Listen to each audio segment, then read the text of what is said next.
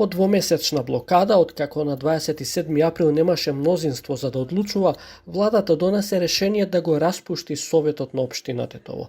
Сега следат нови избори, а кога ќе бидат, ќе одлучи собранието. Ние сега ќе чекаме од господинот Талат Џафери, председателот на собранието, да ги распиша изборите на локалната власт, тука за советниците. Ќе видиме датумот кога ќе го кажува. Најдобро за општината е да побрзо да се одржуваат локалните избори, пошто во многу работи општината не може да функционира како што треба без Советот. Владата образложи дека Советот не ја донел завршната сметка до 31 март и затоа се носи решение за распуштање.